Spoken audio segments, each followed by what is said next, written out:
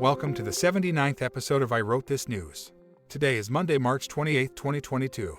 Happy Monday, friends. Make sure your seatbelt is low across your lap and tightened snugly. Here comes some news.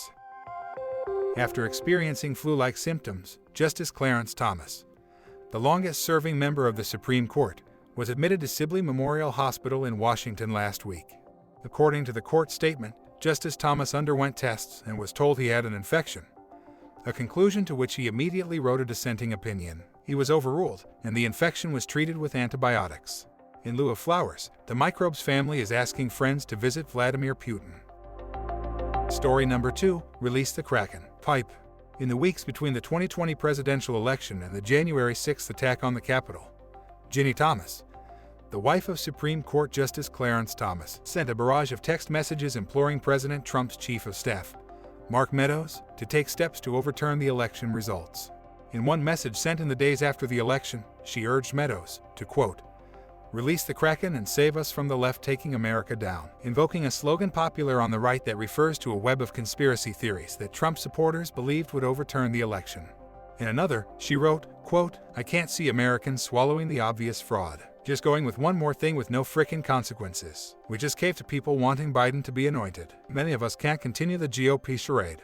Many of Ms. Thomas's post-election texts are rambling, with little attention to punctuation, and they run the gamut. She calls November 3rd's election day, quote, "the greatest heist of our history," and repeats debunked conspiracy theories, including one pushed by QAnon that falsely alleged that voter fraud had been discovered in Arizona on secretly watermarked ballots. The text traffic also suggests that Ms. Thomas was in contact with Jared Kushner, the former president's son-in-law and advisor, and Sidney Powell, the lawyer advising Trump's campaign team known for unleashing wild theories about voting fraud, comes up repeatedly. On November 13th, for instance, Trump included Powell in a tweeted list of his team's lawyers. That same day, Ms. Thomas urged Meadows to support Powell and said she had also reached out to Jared to do the same, writing, quote, "Just forwarded to your Gmail an email I sent Jared this morning. Sidney Powell and improved coordination now will help the cavalry come and fraud exposed and America saved." Here's Powell at a press conference, trying to expose how the voting systems had been rigged against Trump. Now, the software itself was created with so many variables and so many back doors that can be hooked up to the internet or a thumb drive stuck in it or whatever. But one of its most characteristic features is its ability to flip votes. It can set and run an algorithm that probably ran all over the country to take a certain percentage of votes from President Trump and flip them to President Biden, which we might never have uncovered had the votes for President Trump not been so overwhelming in so many of these states that it broke the algorithm that had been plugged into the system. And that's what caused them to have to shut down in the states they shut down in. That's when they came in the back door with all the mail-in ballots, many of which they had actually fabricated. Some were on pristine paper with identically matching perfect circle dots for Mr. Biden. The moral of the story here is that if you run around sticking your thumb drive in a bunch of back doors, you're going to take someone's algorithm out. I guess it's not cool to make fun of someone who is so detached from reality, but it's even more really not cool for a sitting Supreme Court justice to not recuse himself from cases that are directly related to the attack on the Capitol and the legality of activities focused on overturning the election. Or, put more bluntly, maybe all that recent attention on a Supreme Court nominee would be better focused on a sitting Supreme Court justice. Story number 3, can I slap something other than my knee? Republican representative and person who is going to single-handedly annihilate the stereotype that people who wear glasses are brainy, Lauren Boebert appeared to mock coronavirus vaccines with a tweet about allergies. Boebert tweeted, quote, "As allergy season gets underway, I encourage everyone to take their allergy medicines so that my allergy medicines can work. You know, it doesn't work unless everyone takes it."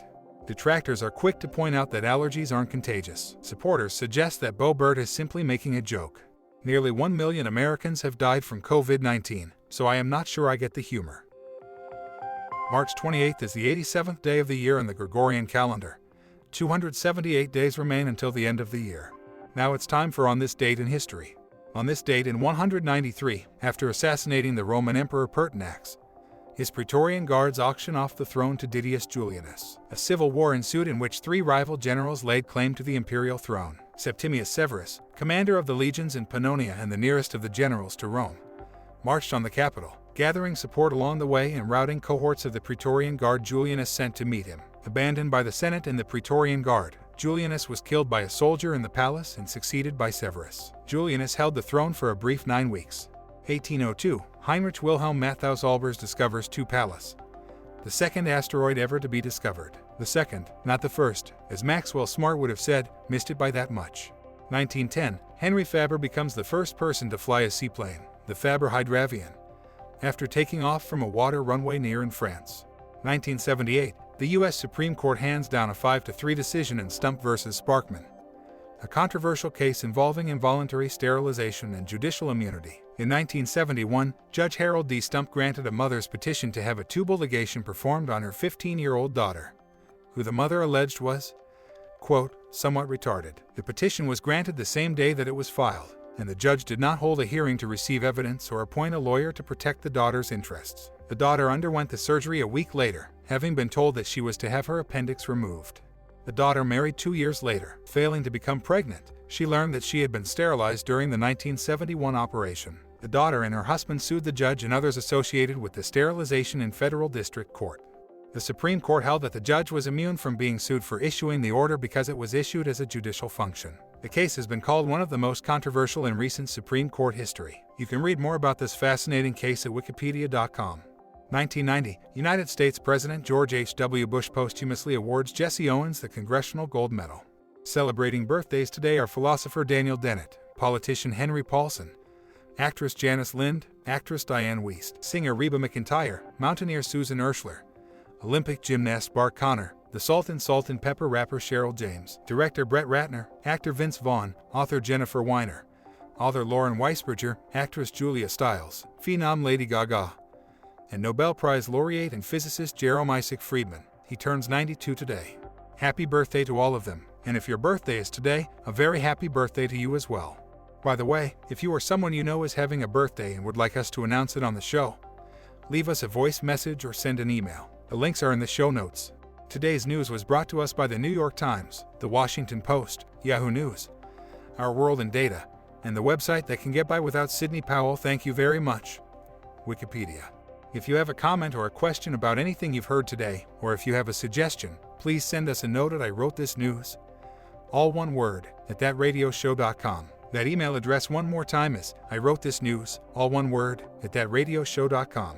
One more thing, if this podcast sounds a little funny, that's because it's also an experiment. All of the vocals were generated using AI technology. Hopefully the show will sound different and better as the tech improves and as we improve at using it. I'm Bob Neese, hoping you have an amazing day. We'll get together again soon.